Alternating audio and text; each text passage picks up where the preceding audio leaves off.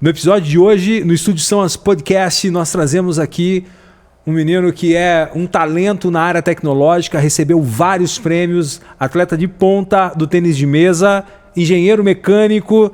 Então eu tenho o prazer, a satisfação de poder receber aqui o Guilherme Miléo, que é engenheiro mecânico, amante de tecnologia, destaque em diversas competições acadêmicas e científicas, como, por exemplo, o Agrinho Robótica, a Olimpíada Sul-Brasileira de Biomedicina, a Olimpíada Brasileira de Biomedicina, a Olimpíada Regional de Lançamento de Foguetes, a Olimpíada Sul-Brasileira de Unatel de Cibersegurança. Gui, prazerzaço ter você aqui com a gente e se apresente para o público te conhecer e aí a gente vai bater aquele papo.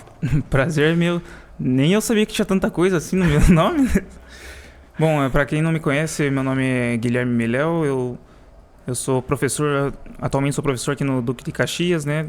Vários projetos, ajudo no tênis de mesa de São Mateus. Tentamos ajudar na tecnologia, no que for possível aí, né? Para melhorar a vida de São Mateus. Gui, então hoje a gente vai explorar a sua trajetória sobre curiosidades tecnológicas, desafios, aprendizados e a tua visão de futuro sobre a ciência, a inovação e a tecnologia. Além de receber dicas que vão ser valiosas para os jovens que querem seguir neste caminho. Então vamos falar um pouquinho sobre a tua trajetória pessoal. Guilherme, conta pra gente um pouco da tua história e como que surgiu esse interesse pela engenharia e pela tecnologia. Eu acho que isso vem desde que eu era pequeno. Que nem meu pai falava, eu gostava de destruir as coisas. Eu acho que nessa de você tentar destruir, eu não queria que o negócio ficasse quebrado, eu queria consertar. Eu acho que foi daí que veio a questão da área da engenharia. Eu sempre quis construir as coisas, descobrir por que funcionava. Entre essas coisas da tecnologia, sempre amei como funciona, a facilidade de tudo, né? Então, Guilherme, como que você percebeu que você queria se envolver aí nessas competições que são do ramo da ciência, nessas competições científicas, essas competições de robótica? Na verdade, eu não estava ligado nessas coisas atualmente, até que os alunos vieram com as propostas, só que eles tinham a ideia, só que não tinham, vamos dizer, a capacidade da criação. Daí, nisso, a proposta veio para mim e eu abracei com todo o apoio, né, que tivemos e conseguimos fazer vários projetos, né? E vários projetos de destaque, inclusive em âmbito nacional, né?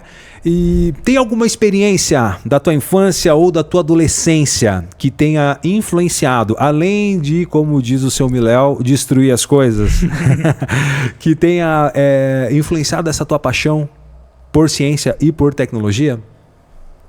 Levando ao passado, vamos dizer, eu acho que começou tudo quando eu era pequeno. Em casa, o pai tinha um computador. Era de estudo dele, né? Eu sempre ficava naquela, não, deixa eu usar o computador. Na época só tinha Paint, na época da internet de escada. Eu acho que nem tinha internet de escada naquela época, Windows 98. Eu acho que nessa de você querer usar e você não ter pra usar, né? Tinha, mas era dele de estudar, então eu não mexi. Daí eu acho que foi nessa de curiosidade de como funcionava que veio essa paixão pela ciência, pela tecnologia. E você se lembra de qual foi o teu primeiro projeto ou competição que você participou e como é que foi essa experiência? Na área da tecnologia, no caso? Isso, na área da tecnologia. O primeiro projeto que eu fiz foi na faculdade, na verdade. Não me recordo no colégio, na área tecnológica, né? Tinha as feiras de ciências e tudo mais que a gente gostava. Mas a área tecnológica acho que foi na faculdade, quando eu tive a programação, acho que primeiro semestre de programação, que nós criamos robôs lá, que eu gostei dessa área. Vou contar um segredo para você aqui. Eu sou professor de história, fiz matemática e sou engenheiro eletricista. E na minha trajetória, tanto na história, quanto na matemática, quanto na engenharia, eu só reprovei em uma disciplina. Programação. E, Miléo, quais foram as suas maiores referências ou os teus mentores, a galera que você se inspirou para poder trabalhar e desenvolver questões da nossa tecnologia? Teve uma pessoa que sempre me apoiou na tecnologia, que foi meu padrinho. Ele é engenheiro mecânico também. Não sei se teve essa influência ou não, de talvez ele gostar muito dessa área. Sempre ele teve condições financeiras de ter as coisas, né? Tipo, Sempre que tinha lançamentos, ele sempre foi entusiasta em comprar e ele sempre me mostrava e me pedia ajuda, essas coisas. Talvez possa que seja ele nessa parte, assim. E você sempre soube que queria trabalhar com tecnologia ou esse gosto ele foi se construindo durante o tempo? Foi se construindo, na verdade. Eu acho que a gente nunca sabe o que exatamente a gente quer fazer. A gente vai explorando áreas, tanto que eu entrei para a área de engenharia mecânica. Eu não esperava que eu parasse mais na parte de programação, tecnologias. A gente vai pegando gosto conforme vai vendo que vai funcionando, né? Guilherme, qual foi o momento em que você percebeu que você podia se destacar nessas competições? Tanto as nossas competições regionais, quanto as nossas competições nacionais. Eu percebi primeiro porque, a parte minha, né, eu gosto de fazer as coisas da melhor maneira possível. Eu não gosto de fazer meia boca. E quando eu entro para alguma coisa para fazer, eu acho que tanto como atleta, quem é atleta sabe, ninguém entra numa competição para querer perder. Então, em todas as propostas que vieram para mim, eu tentei fazer a melhor maneira possível e eu não me contento com pouco. Eu não sei brincar em serviço. Entre os projetos, né, a gente vai falar agora sobre alguns deles. O primeiro projeto que foi desenvolvido aqui dentro do Colégio Duque de Caxias foi o projeto do robô lançador de bolinhas de tênis de mesa. Então, nós tínhamos um problema e a tecnologia ela vem nesse contexto, né?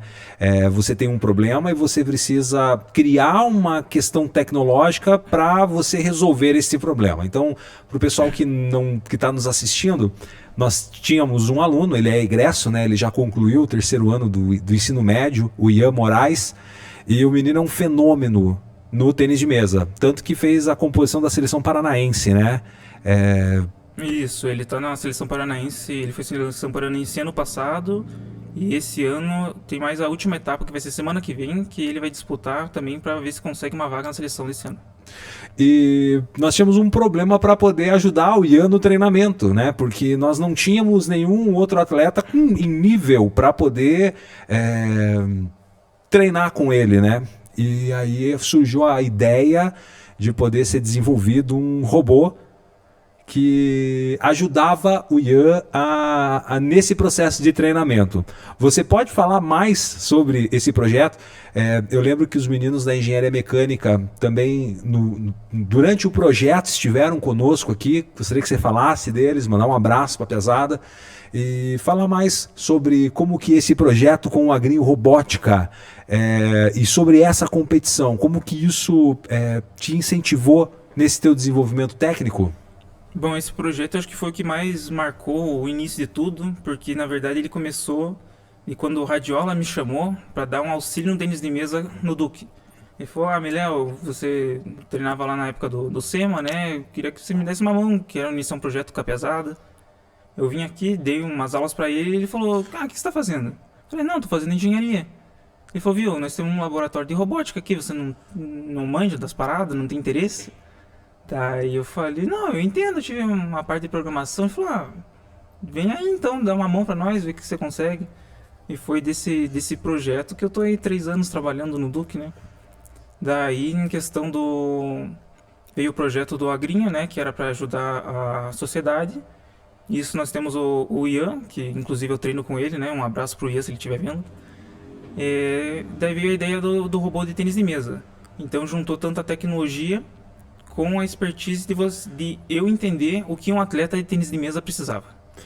E com a necessidade, né? Isso. Então a gente tinha a necessidade de poder ter uma ferramenta de apoio a esse atleta, né? E aí ela foi desenvolvida. Quem que esteve com você durante a elaboração desse projeto? Bom, no começo, quando eu entrei para fazer esse projeto, a gente estava no último ano da faculdade, então 2 amigos meus, o Eduardo Chadai e João Vitor Vassons, que entraram comigo, iniciaram esse projeto. Devido a coisas do destino, eles não puderam terminar, então eu que finalizei. A parte estrutural eles me ajudaram muito. Daí a parte de programação eu fiz inteira sozinha, mas a parte estrutural eles me deram uma boa mão. A parte estrutural, então, é a questão do corpo do projeto, né? Isso. Você finalizou a parte da eletrônica, da programação, dos testes, dos ajustes, né? Os ajustes finos. E no ano passado, né, em 2024, você coordenou, junto com os alunos do Colégio Duque de Caxias, a participação na Olimpíada Sul-Brasileira de Biomedicina. E a Olimpíada Sul-Brasileira de Biomedicina, ela tinha como enfoque soluções tecnológicas para ajudar a vida de pessoas com necessidades especiais. É isso, né? Isso. E como que foi? Quais projetos foram desenvolvidos? Qual foi a tua participação nesses projetos, né, junto com os alunos? E qual foi o resultado disso tudo? Esse projeto foi interessante, na verdade, e o pessoal achou que era voltado mais para biologia, para a parte biológica. Então a professora do Duque de biologia estava à frente do projeto. Quando eles perceberam que era mais para a parte da tecnologia voltada à medicina, eles me chamaram e falaram: bicho, você vai ter que dar uma mão aqui pra gente, porque a gente precisa desenvolver um óculos e uma bengala inteligente e a gente precisa de alguém que auxilie a gente para fazer isso, né? Então, os projetos que foram desenvolvidos naquela ocasião foram a professora que a gente estava falando, é a professora Elaine. Professora, obrigado por você ter apresentado a proposta, por você ter incentivado os meninos, né? Então, foi espetacular. Então, entre os projetos que foram produzidos, né, nós tivemos o desenvolvimento de uma bengala eletrônica e de um óculos para poder ajudar o deficiente visual. É interessante. Quero que você depois fale um pouco mais sobre a questão do óculos, tá? E nós também tivemos com o Henry. Recebi o Henry aqui, aluno Ganhando o Mundo, junto também com outros alunos. Ele desenvolveu um aplicativo que era uma espécie de um ouvido eletrônico, né? Então, fala para nós sobre esses projetos.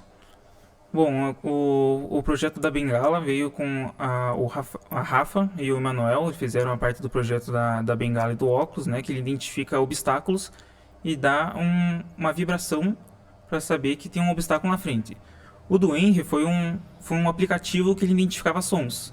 Então ele mostrava para a pessoa se tinha sons de cachorro, alarme. Alarme é muito importante, vai que tá tocando um alarme de incêndio, o surdo não vai saber que tá tocando um alarme. Então, ele dava uma notificação no aplicativo, um possível barulho de alarme. Então, ele desenvolveu esse aplicativo, eu dei uma mão para ele, mas a maior parte ele que conseguiu fazer. Ok. E esse primeiro projeto ele foi apresentado aqui em Curitiba, na PUC, né? E ali tivemos a grata satisfação, né, a honra de vocês se tornarem campeões sul-brasileiros, né, dessa Olimpíada, e classificaram vocês para Santa Rita do Sapucaí. Isso, Santa Rita do Sapucaí, lá em Minas. Lá em Minas, ali do ladinho. Ali do ladinho. E aí vocês foram lá para Minas no Nacional. Isso, né? Nacional. E como é que foi lá? Lá foi bem bacana, a gente conheceu o Instituto do Inatel, que é uma baita faculdade de tecnologia. Lá a gente disputou contra o pessoal de São Paulo, Manaus, teve gente do Paraná, e mais um outro pessoal que eu não me recordo quais cidades que eram, mas que a gente ficou mais perto do pessoal de São Paulo e Manaus no mesmo hotel, né? Lá a gente conseguiu conquistar o segundo lugar na categoria visual, que foi com a bengala e com o óculos, e se eu não me engano o terceiro lugar na auditiva, que daí foi o aplicativo. Que fantástico, né? E a Olimpíada Sul-Brasileira do Inatel de Cibersegurança. Então o pessoal do Inatel ficou tão encantado com os projetos, com os meninos, com os alunos, com o professor, que fizeram a proposta de sediar aqui na nossa cidade, em São Mateus do Sul, a etapa da nova Olimpíada Sul-Brasileira, só que agora ela era voltada à questão da cibersegurança. Então, quando o pessoal do Inatel, Evandro, né, ele entrou em contato comigo, eu já entrei em contato com o professor Chaves já esteve aqui com a gente também no podcast, porque eu sei que ele é um cara que ama a tecnologia, um entusiasta, um cara com um currículo imenso, não é nem extenso, né, é imenso o currículo dele, com várias áreas, e eu pensei comigo, vou tocar a bola pro professor Chaves que ele vai saber fazer o gol. E aí, Inatel entrou em contato com o Chaves, alinharam, e essa Olimpíada Sul-Brasileira de Cibersegurança, ela aconteceu aqui em São Mateus, na nossa incubadora tecnológica. E é tão legal você saber que um município igual o nosso, numa região aqui do sul do Paraná, possui uma incubadora tecnológica, um local, um espaço onde as empresas, onde os talentos estão divulgando, estão trabalhando os seus projetos, né, para poder possivelmente, quem sabe, tornar isso um produto, desenvolver tecnologia. Fala pra gente sobre como que foi a Olimpíada Sul-Brasileira do Inatel de Cibersegurança. Bom, primeiro, para nós foi uma honra sediar, porque ano passado eu fui em Curitiba, capital do Paraná. Se não fosse, nós temos... Na PUC? Isso, na PUC ainda. Se não fosse nós, temos ido lá para Minas, conquistado uma boa colocação. Nunca que a gente traria um evento desse pro interior do Paraná, São Mateus do Sul. O que é São Mateus do Sul comparado com Curitiba, uma PUC? Então, me senti orgulhoso de conseguir conquistar esse objetivo lá em Minas e trazer um evento desse para São Mateus. E no ano passado nós também tivemos mais uma participação que diz respeito à parte de projeto, de projetar, de testar, de desenvolver, que foi a Olimpíada Regional de Lançamento de Foguetes. A Olimpíada Regional de Lançamento de Foguetes, ela aconteceu na cidade de União da Vitória, com a organização do Colégio Anchieta, né? Isso. Aconteceu lá no campo do Pachuco, não é? Como que é? Israel Pastucci. Isso, é que o outro foi... É que tem um outro que teve também um outro evento lá. E aí, nessa Olimpíada, nós também tivemos duas categorias, né? Uhum. Nós levamos 2 grupos de alunos para este evento, que é a Olimpíada Regional de Lançamento de Foguetes. Fala para nós sobre essa experiência, sobre quem que trabalhou contigo, sobre as marcas de lançamento de foguete. Fala que tipo de foguete foi e se nós não acabamos não indo para o nacional, né? Embora estivéssemos classificados, a distância que foram lançados, enfim, fala lá para a galera sobre esse evento tão importante aqui.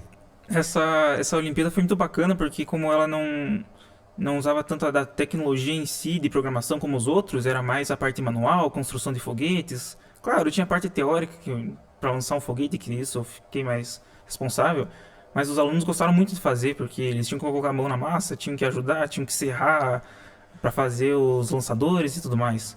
Tinha duas categorias, uma que era lançamento com propulsão água e outra propulsão química. Então os alunos do ensino médio ficaram com a propulsão química e os alunos do fundamental com propulsão água. Como que é essa propulsão química? A química é uma mistura de bicarbonato com vinagre, que ela dá aquela reação química, ela gera um gás.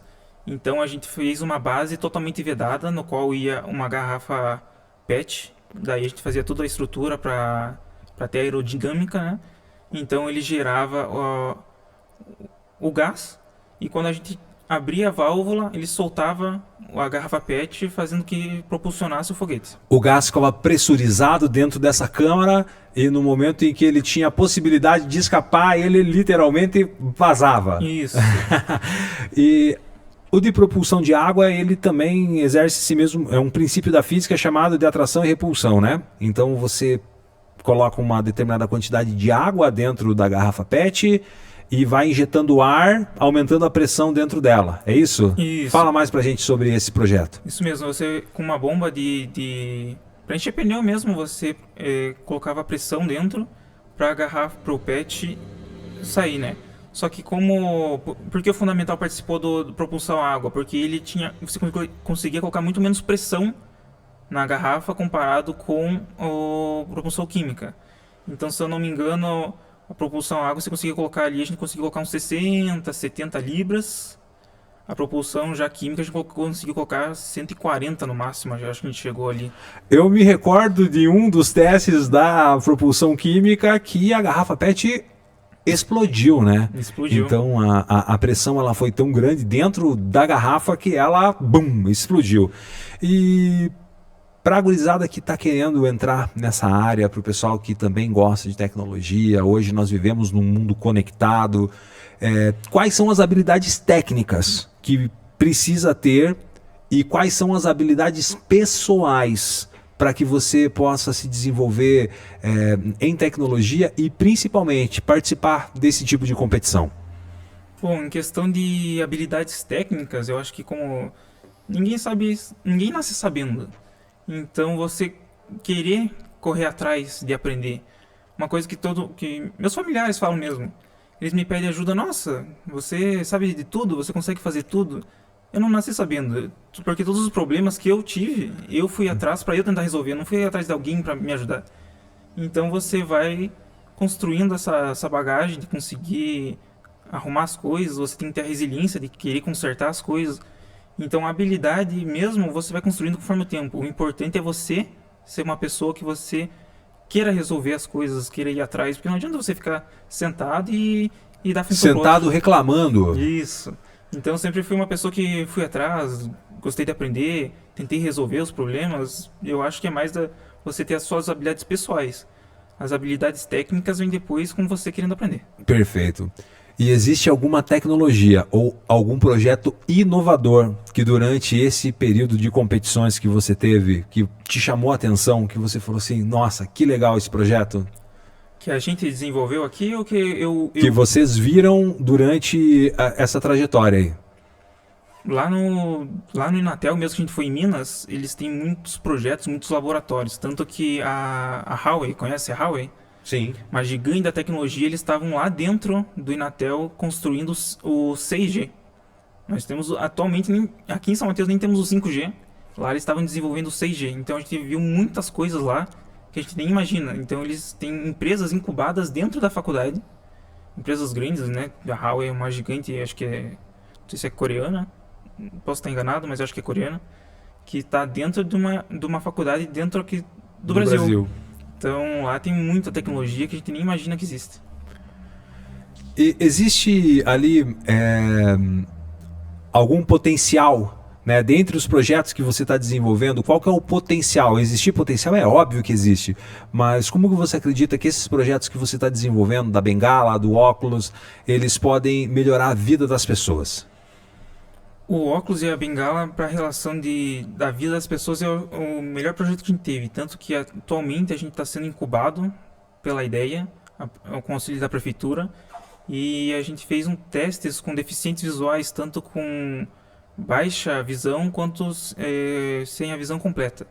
E eles falaram que eles se sentiram mais seguros usando, porque não precisavam de um auxílio de uma segunda pessoa, né, que esteja ali sempre com eles. E eles se sentiram... principalmente pela aplicação da IA que a gente está colocando, a inteligência artificial que enxerga para eles, né? Saber, por exemplo, tem um buraco na sua frente, uma coisa que eles gostaram muito, tipo, ver se está chovendo, se não tá, se está sol, se está noite, que eles não têm noção disso, né? Então, para eles se sentem mais autônomos. Perfeito. E você pode compartilhar algum desses projetos que você fez que te dá mais orgulho de você falar assim, puxa vida, fomos nós quem desenvolvemos? Todos têm um lugar especial, né? Que nem o óculos e a bengala, eles são muito bons em questão de ajudar o próximo. Só que eu acho que ainda que fica mais assim, o que mais me pega é o do tênis de mesa, do lançador de bolinha, que foi onde começou tudo. Ali foi o primeiro. Porque, para quem não te conhece, né, o Guilherme, ele é atleta de tênis de mesa, né, medalhista também em diversas vezes. E foi o projeto do tênis de mesa mesmo? Eu acho que foi, porque eu sempre fui apegado ao tênis de mesa, jogo tênis de mesa desde os 12 anos, eu acho. Jogo atualmente, participo de campeonatos paranaenses. E o esporte aliado à tecnologia é muito bacana. Quem gosta de esporte sabe, você como a parte do Gil, né? Sabe que o esporte é maravilhoso para desenvolver as pessoas. Perfeito. E existem curiosidades ou detalhes pouco conhecidos sobre essas competições que você acha interessante que o público saiba? Tem muitos perrengues, né?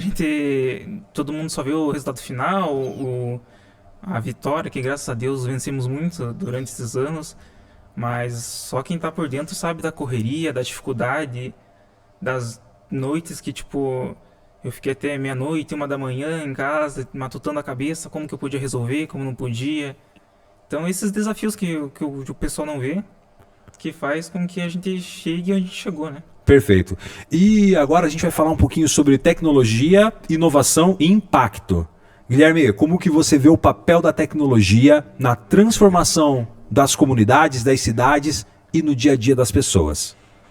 Bom, a tecnologia ela está em tudo que a gente usa atualmente, tanto do mais básico como a própria comunicação. Hoje em dia o trabalho depende da comunicação. Pode ver quando teve aquelas crises que acho que teve 2 ou 3 dias que o WhatsApp ficou sem funcionar, Nossa. o pessoal ficou louco. A minha mãe, por exemplo, ela trabalha com agendamentos através do WhatsApp, então é a ferramenta de trabalho de muitas pessoas, coisas simples do cotidiano, tanto internet. No próprio colégio, quando cai a internet, o pessoal fica louco, como que faz chamada? Hoje em dia é chamada online, tudo tá online, quase nada no papel, transferências bancárias, tudo, né, na vida. E que tipo de projetos ou inovações tecnológicas que mais te fascinam hoje? Uma coisa que eu gosto muito, que eu sou, não é à toa que sou da parte de engenharia mecânica, é a parte dos carros, a automação dos carros, eles conseguirem andar sozinho, a parte dos carros elétricos. Muita gente não gosta, tem receio, mas eu, como um aficionado pela tecnologia, esses carros têm muita tecnologia, ajudam frenagem automática, assistência de permanência em faixa, alerta se o condutor está ficando com sono, evita muitos acidentes, né? Falando na engenharia mecânica, né? Como que ela se conecta com áreas aí igual a biomedicina, a robótica, a cibersegurança, os foguetes? Como que a engenharia mecânica ela tá no meio de tudo isso daí? A engenharia mecânica ela abrange muitas coisas. A gente acha que é a engenharia mecânica, carro, motor, mas na verdade a engenharia ela te ensina a resolver problemas. Eu acho que por isso que eu gosto dessa parte da engenharia, porque ele, claro, tem as matérias básicas que todo curso de engenharia tem, mas o verdadeiro engenheiro ele resolve problemas, independente do problema que seja, se for tecnologia, se for em relação a algo pessoal, a gente tenta resolver problemas, né? E quais são os maiores desafios para conseguir tirar as ideias que são inovadoras, que estão no papel, para a prática? Eu acho que o começo é o mais difícil, você ter aquele start, porque você não sabe de onde começar. O meio do caminho às vezes vai mais embora, mas o começo, tipo, como que eu vou fazer isso? Igual do projeto da bengala. Como que a gente vai adaptar isso aqui na bengala? A gente começa a ter ideias, o aperfeiçoamento talvez seja mais complexo, mas é mais fácil você aperfeiçoar o que você já tem do que começar tudo do zero. Perfeito. E como que você mantém essa curiosidade diante de problemas tão complexos, né, desses desafios técnicos? A complexidade Complexidade de difícil, né, cara? Tipo,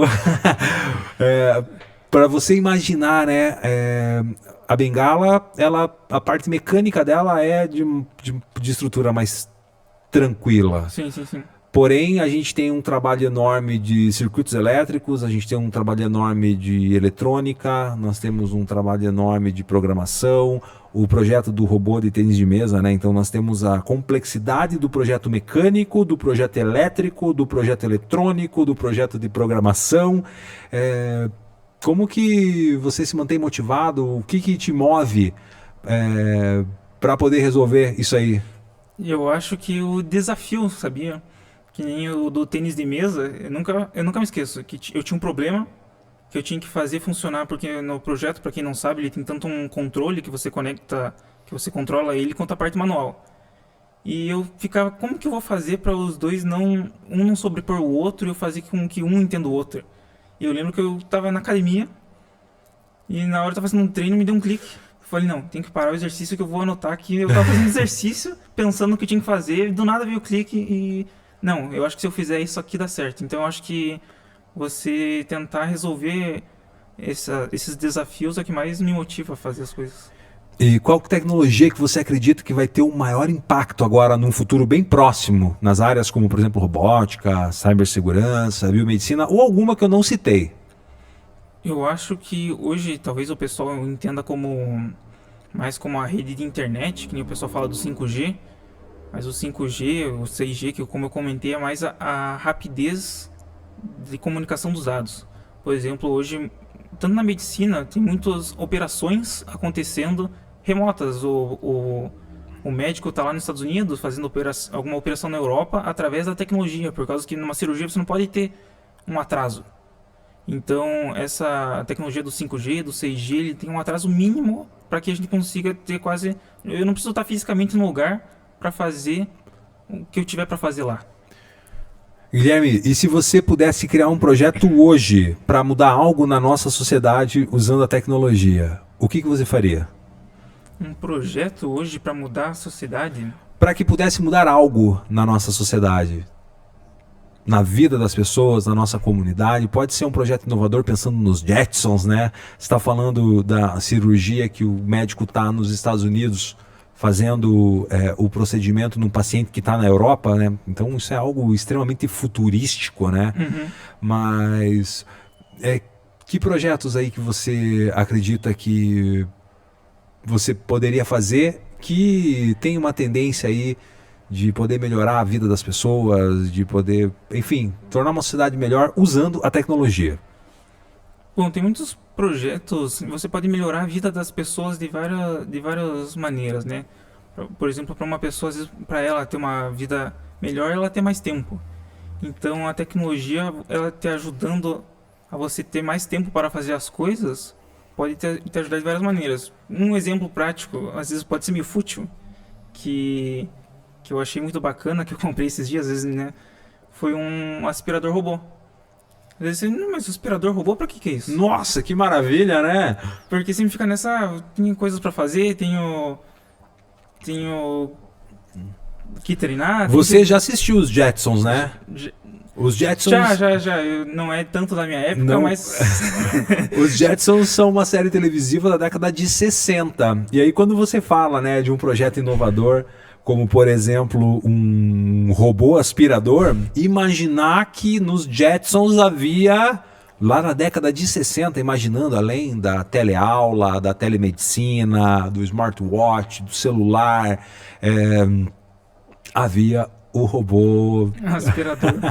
Pois é, a tecnologia veio para ajudar, facilitar as coisas na nossa vida. Tanto a internet, se for ver antigamente, você precisava pesquisar as coisas nos livros. Não que hoje não precise, né? Mas hoje a facilidade da informação está muito fácil. Então tudo que te ajude a você perder menos tempo fazendo tarefas cotidianas que são repetitivas, que uma máquina pode fazer, a tecnologia está aí para auxiliar, né? Perfeito. E agora a gente chegou num quadro fixo do nosso podcast que se chama Momento Samas. E a gente quer ouvir um pouco mais sobre as suas reflexões sobre tecnologia, sobre ciência, sobre inovação, para poder receber dicas, para poder receber ideias que possam, quem sabe, inspirar outros jovens a seguir esse mesmo caminho, né, de sucesso que você vem seguindo. Então, Guilherme, qual que foi o projeto ou competição que mais te marcou pessoalmente e por quê? A que mais me marcou pessoalmente, eu acho que foi a da Olimpíada do ano passado, que a gente foi para Minas, né? Porque foi um campeonato nacional, que nos outros, não que não seja importante, mas ele foi mais regionalizado para o Paraná. Esse, por ser de nível nacional, a gente mostrou que uma cidade do interior do Paraná, com 50 mil habitantes, 40 e poucos mil habitantes, né? Consegue chegar a nível nacional e mostrar que damos serviço para eles, né? E que ensinamento ou que valor que você considera mais importante ter aprendido ao longo dessa tua trajetória na ciência? Que você não faz as coisas sozinho.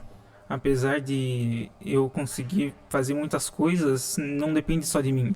Eu tive ajudas externas, pessoal que me auxilia em ideias, em fazer as coisas, né? Então, quando você tenta fazer uma coisa, não tente fazer sozinho. Peça ajuda se precisar. Perfeito. Como que você acredita que essas tuas experiências elas podem inspirar outros jovens aqui da nossa cidade? Aqui na cidade, o legal de eu ter conseguido, ou outros pessoal ter conseguido, é que tem uma esperança que para São Mateus você consegue fazer alguma coisa. O pessoal, não, eu tenho que ir para Curitiba, tenho que ir para uma escola grande, tenho que ter oportunidades melhores. Você tem oportunidade aqui. Pode não ser tão fácil, mas você consegue. Você consegue chegar onde você quer se você tiver persistência. Perfeito.